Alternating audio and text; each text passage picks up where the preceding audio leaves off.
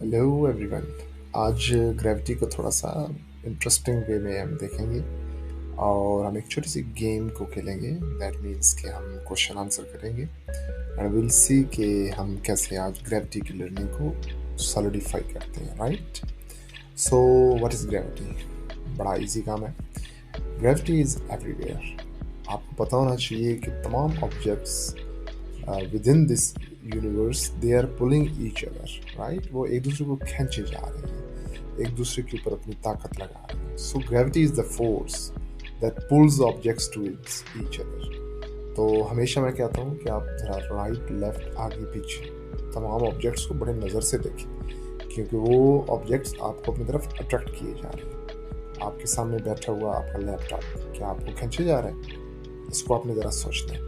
लेकिन ग्रेविटी में सिर्फ क्या ये नज़र आती है कि सिर्फ जो अर्थ हमें अपनी तरफ पुल कर रही है सिर्फ हम उसी ग्रेविटी कहते हैं? तो दैट इज़ समथिंग जो बहुत वाज़े होती है और हमें नज़र आ रही होती है और हम महसूस कर रहे होते हैं। But gravity is everywhere. यहाँ पर देखिए, अगर आप इन प्लैनेट्स को चेक करें सो वी कैन सी कि ये प्लैनेट्स जो हैं ये अराउंड द सन रिवॉल्व कर रहे हैं। और सन से वो दूर क्यों नहीं भाग रहे? क्योंकि सन ने उनको अपनी तरफ बड़ी ज़बरदस्त तरीके से पकड़ा हुआ है, खींचा हुआ है। और एस्ट्रोनॉट्स को तो आपने देखा होगा टीवी में कि वो स्पेस में फ्लोट किए जा रहे हैं, उन्हें खींच ही नहीं रहा, वो इधर जा रहे हैं उधर जा रहे हैं।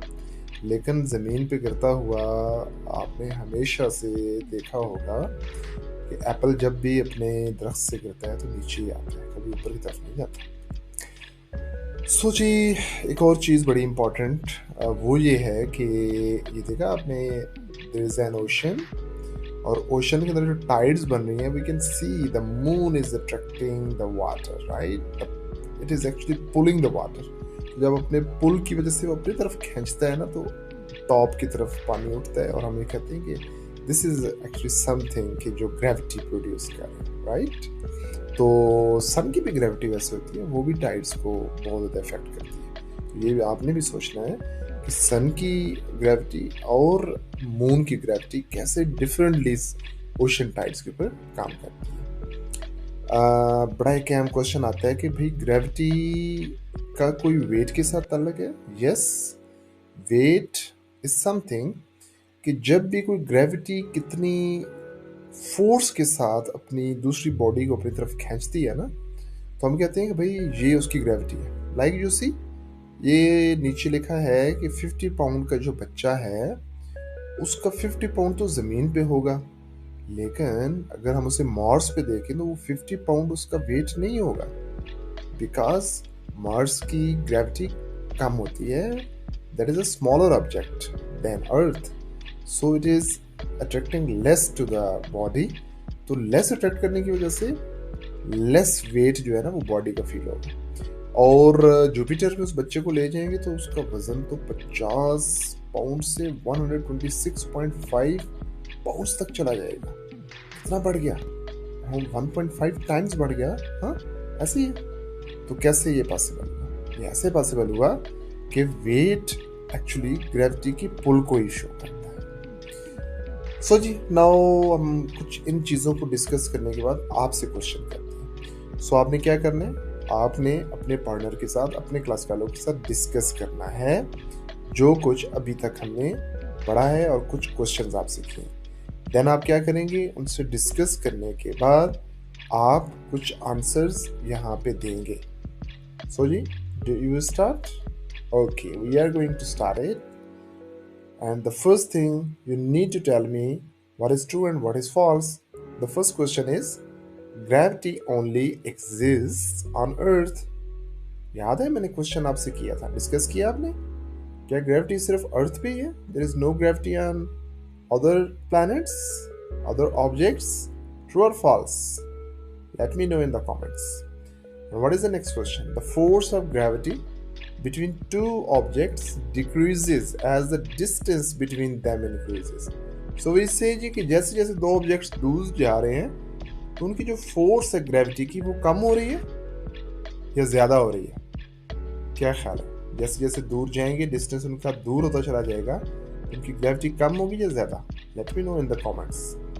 और जब ये मुझे आप बता दें तो फिर ये भी बताना है कि gravity is the force that pulls objects toward each other. क्या ग्रेविटी की ये डेफिनेशन ठीक है? If it is true then we should say it is true, otherwise it should be false. And now it's time to tell us about the multiple choices. So you tell me, what causes objects to fall towards the earth? तो चीज़ें जब भी हवा में आप उछालते हैं तो ज़मीन की तरफ वापस क्यों आ जाती है? क्या ज़मीन के अंदर मैग्नेटिक पावर है, मैग्नेटिज्म है, या उसके अंदर ग्रेविटी है, या वो फ्रिक्शन रखती है, या क्या एयर रेजिस्टेंस उसको वापस लेके आती है? Let us know. And what is next? Which of the following is true about the force of gravity? Let us know. There must be one thing which is true. Either it would be A, it would be B, C, or D. So let us know in the comments. What would happen to your weight if you were on the planet with stronger gravity than Earth? Oh, आप एक ऐसे planet पे चले गए जहाँ की gravity अर्थ से ज़्यादा है, तो क्या आपका वेट ज़्यादा होगा या कम? ये भी आपने कमेंट में बताना है, हमने डिस्कस किया था। और एक और चीज़, और एक लास्ट इस क्वेश्चन के सेक्शन में, कि which factor affects the strength of gravitational force between two objects? Oh, this is also something which we discussed earlier. A, B, C, or D? What is your option? Let us know in the comments. So the last activity is for you. You need to fill in the blanks through there, right? And if you have done, then match it with the right answer. Thank you very much.